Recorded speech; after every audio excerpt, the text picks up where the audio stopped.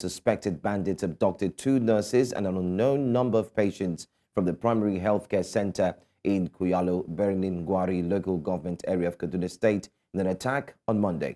According to reports, the gunmen, who were in large numbers, initially targeted a nearby Government Day secondary school around 9 a.m., but redirected the attack to the healthcare facility after finding the school empty. Musa Al-Hassan, a local vigilante leader, stated that the attackers intended to kidnap students but resorted to abducting healthcare workers and patients when no one was found at the school. This incident comes just days after a similar bandit attack in Kaduna State, with no official statement from the government yet on the latest abductions. To discuss this with me, I'm being joined by Inko-Tariah Ipalibo, security expert. Thank you for being here, Mr. Ipalibo. What are the potential motives behind the targeting of healthcare facilities in Kaduna State? We've seen this occur not just once, but of course rearing its ugly head again. It seems like health workers are the new kidnap victims. Well, from the reports or the information in the public domain, the initial target wasn't the healthcare workers. The bandits came for the students. And then that also reveals that they do not have enough intelligence before they carried out that operation. So for them not to know that the school had not resumed shows that they just came in to have a field day based on any vulnerable prey available to them. So getting to the school, they realized no students. They now switched to the healthcare facility, which of course was vulnerable and porous, and made it easy for them to access and then kidnap the healthcare workers. So originally, there's nothing peculiar about kidnapping healthcare workers. They are just victims of circumstances.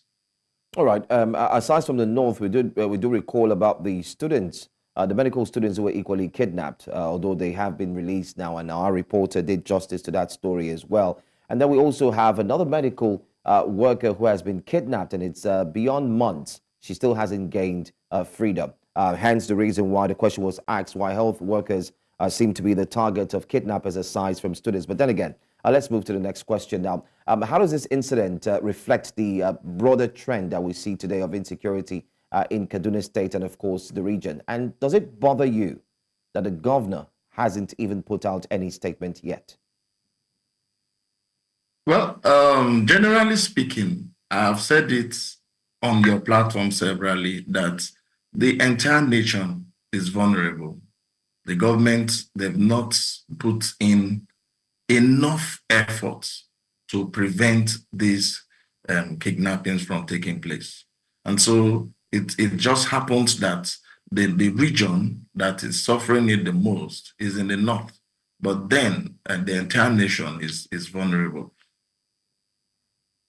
All right. What are the implications of these attacks on healthcare delivery and access to essential services in the affected area? Now, we do know that the northern area currently, as it seems, the reports emanating from the north seems to be very, very worrisome, looking at the fact that it's almost like every week we do hear of kidnappings. We did hear of the killing of a very prominent ruler as well there. What's your take on the kidnappings that's ongoing, most importantly, now that it's affecting the healthcare system as well? Okay, my take is that kidnapping is a crime and the bandits are criminals. And then the government, having seen the trend that is occurring in the north, should focus on the region.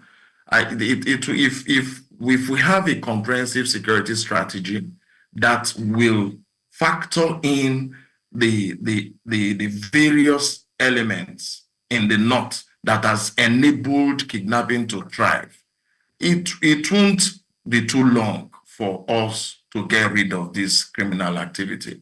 So you said in the previous question you asked if it doesn't bother me that the governor has not said anything.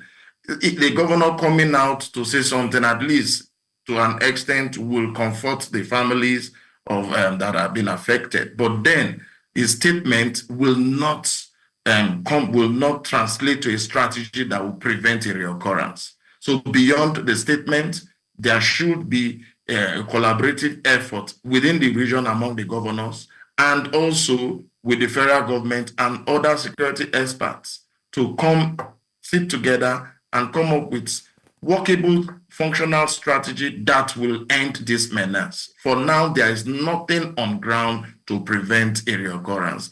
It will keep happening, not just to medical practitioners, but to all other citizens, not necessarily because of the profession that they find themselves. Nigerians are vulnerable. The government have not taken it serious to protect Nigerians, and we keep going around this circle over and over again. It's a shame. All right. Thank you so much for joining us, Mr. Inko-Tariah Ipalibo, security expert here on News Now. Thank you. Thank you for having me.